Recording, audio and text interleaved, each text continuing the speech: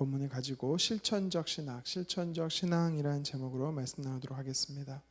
어제에 이어서 오늘은 그의 안에 거하는 삶에 대해서 말씀을 나누려고 합니다. 어제 본문에 하나님과 사귐이 있기 위해서는 그의 안에 거해야 한다. 다시 말해 예수님 안에 거해야 함에 대해서 말씀을 드렸습니다. 두 가지를 말씀드렸습니다. 먼저 바른 재림 신앙을 갖는 것이 예수님 안에 거하는 삶이다라고 말씀드렸죠. 초림의 예수님은 우리를 구원자로 오셨다면 다시 오실 예수님이 우리의 심판주로 오실 것입니다. 그리고 두 번째로 예수님께서 우리에게 주신 재림 이후의 삶이 바로 부활신앙이라고 말씀드렸습니다. 그래서 부활신앙을 믿는 것이 바로 예수님 안에 거하는 것이다 라고 말씀을 드렸습니다. 부활신앙을 소유한다는 것은 예수님처럼 되는 것입니다. 예수님처럼 우리가 부활할 것이고 예수님처럼 새로운 육신을 얻게 되는 것입니다. 자, 계속해서 오늘 사도 요한은요, 하나님과 사귐이 있기 위해서 예수님 안에 거해야 된다라고 이야기를 합니다.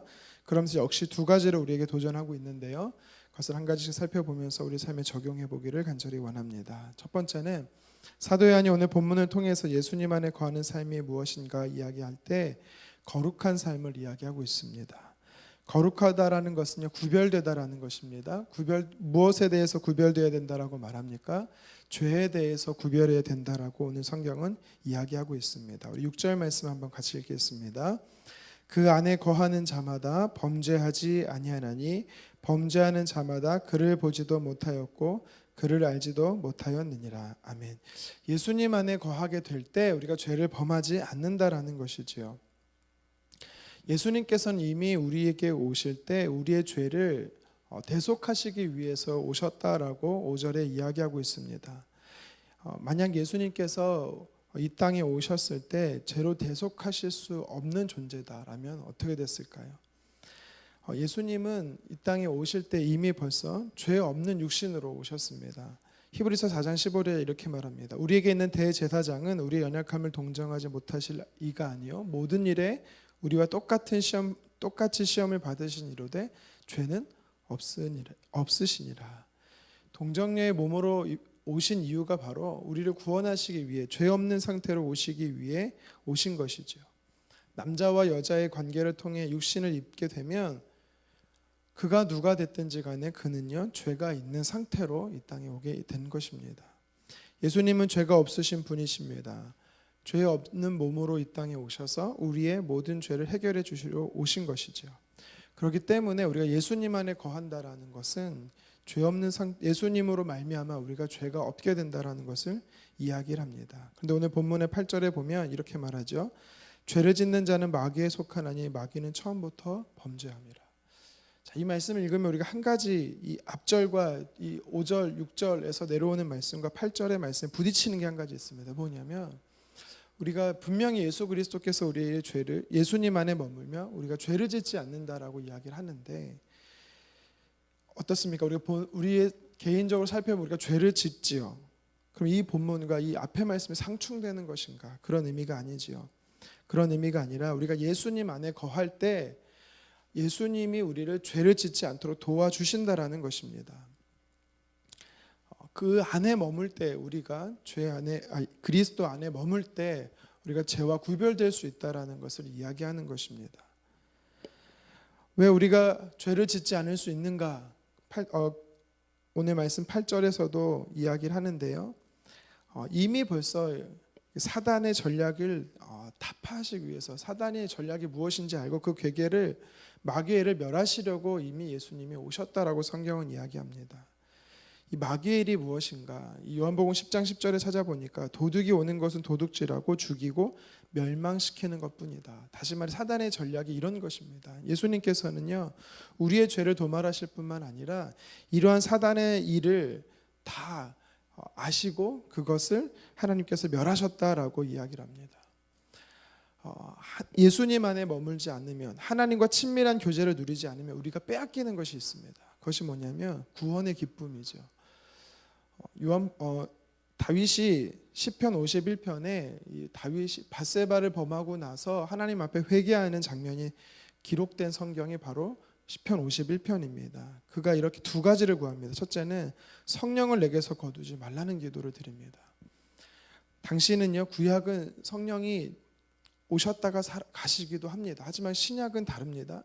성령이 우리 안에 내주해 주신다라고 하죠. 그렇지만 죄가 우리 안에 들어오게 되면 성령이 역사하실 수가 없습니다. 하나님과의 친밀한 교제가 사라지는 것이죠. 그리고 또 다윗이 무엇을 놓고 하나님께 기도하냐면 구원의 기쁨을 회복해달라는 것입니다. 구원의 기쁨. 기쁨이 사라집니다. 하나님께서 친밀한 교제가 사라지면 기쁨이 사라집니다. 구원의 기쁨이 사라지는 것입니다. 감격이 사라지는 것입니다. 그래서 이 두 가지를 놓고 기도했던 것입니다. 죄가 우리 안에 들어오게 되면 이것이 사라지게 됩니다. 그래서 우리는 늘 예수님 안에 거할 때, 예수님 안에 머물 때 이러한 것들이 회복될 수 있다라고 성경은 이야기합니다. 오늘도 우리는요, 예수님 안에 거하기를 힘써야 됩니다. 예수님 안에 거할 때 우리가 죄를 이길 수 있는 줄 믿습니다. 계속해서 예수님 안에 거하는 삶에 대해서 이야기할 때 이 사도 요한은요, 서로 사랑하라라고 이야기를 합니다. 본문 10절 같이 한번 읽겠습니다.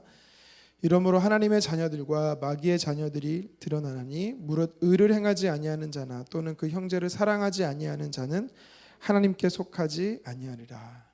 10절 하반절에 보면 서로 형제를 사랑하지 않으면 하나님께 속하지 않았다라는 것입니다. 세상 모든 사람이요, 이 소속이 명확합니다. 둘 중 하나입니다. 하나님께 속해 있느냐 아니면 하나님 밖에 있느냐. 다시 말해 마귀 사탄에게 속해 있느냐라는 것이죠. 우리가 사탄에게 속해 있다라면 영원히 종로로 타다가 이 땅에서 종로로 타다가 영원 형벌 속에 가게 되는 것입니다.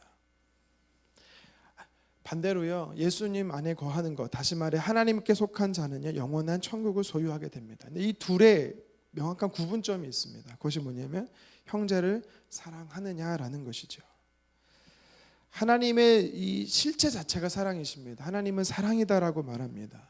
그렇기 때문에 하나님 안에 거한다, 예수 그리스도 안에 거한다라는 것은 그 사랑을 누린다라는 것입니다. 예수님께서 형제를 사랑하라고 말씀하실 때 이 신약에서는요, 세 계명을 두 가지를 주시죠. 하나님을 사랑하는 것과 이웃을 내 몸과 같이 사랑하는 것, 형제를 사랑하는 것에 대해서 말씀하십니다. 심지어는 요한복음 13장 35절에 서로 사랑할 때 너희가 내 제자인 줄을 알리라. 모든 사람이 너희가 내 제자인 줄을 알리라라고 예수님께서는요, 서로 사랑할 것에 대해서, 형제를 사랑할 것에 대해서 이야기하고 계십니다. 마귀에게 속한 자들은 결코 사랑할 수 없습니다. 왜요? 사단의 본성이 시기고 질투고 미움이고 분쟁이고 다툼이기 때문입니다. 사도 요한은 오늘 본문 12절에 가인처럼 하지 말라라고 말합니다. 가인처럼 하지 마라. 가인이 누굽니까? 아담의 장남이죠. 근데 가인이 어떤 일을 벌입니까? 하나님께서 동생의 이 재물은 받으시고 자신의 재물을 받지 않으므로 이 시기와 질투로 인해서 동생을 죽이지요. 아벨을 죽입니다. 인류 최초의 살인자가 됩니다. 하나님께서는 그의 마음을 아셨어요. 그의 마음을 아시고 돌이키라고 경고까지 하셨습니다. 하지만 동생을 돌로 쳐 죽이는 살인죄를 범하게 됩니다. 이것을 하나님께서 하지 말라라는 것입니다. 적극적으로 사랑하지 않으면 이렇게 됩니다. 창세기 4장 7절을 제가 한번 읽어드리겠습니다. 내가 선을 행하면 어찌 낯을 들지 못하겠느냐. 선을 행치 아니하면 죄가 문에 엎드려 있느니라. 죄가 너를 원하나 너는 죄를 다스릴지니라. 여기서 말하는 적극적인 선을 행하라라고 말하는 여기 바로 사랑입니다. 사랑. 적극적으로 사랑해라라는 것입니다. 시기와 질투와 분쟁과 다툼의 반대 정신이 사랑입니다. 적극적으로 사랑하지 않으면, 다시 말해 사랑하는 것이 하나님 안에 거하시는 것인데, 하나님 안에 거하는 것, 예수님 안에 거하지 않으면, 사랑하지 않으면, 다시 말해 가인과 같은 모습이 우리 안에 있다라는 것입니다. 예수님이 우리를 끝까지 사랑하셨습니다. 이처럼 우리는요, 끝까지 사랑하기를 힘써야 되는 줄 믿습니다. 말씀을 정리하겠습니다. 오늘 말씀에 보면 하나님과 사귐이 있는 삶이 바로 그리스도 안에 거하는 삶이다라고 이야기를 합니다. 어제 나눴던 이 그리스도 안에 머무는 삶은요, 두 가지 소망이었습니다. 무슨 소망이었습니까? 재림에 대한 소망이었고 예수님처럼 되는 부활의 소망이었지요. 오늘 이 사도 요한이 말하는 이 그리스도 안에 거하는 삶은요, 실천적인 신앙입니다. 행동으로 옮겨야 되는 신앙입니다. 두 가지였죠. 무엇이었습니까? 거룩하게 되는 삶입니다. 죄와 싸우는 것입니다. 그런데요, 죄와 싸우는 건 우리의 힘으로 싸우는 게 아니라 예수님 안에 머무는 것입니다. 예수님 안에 머물기를 우리는 실천적으로 힘써야 되는 것입니다.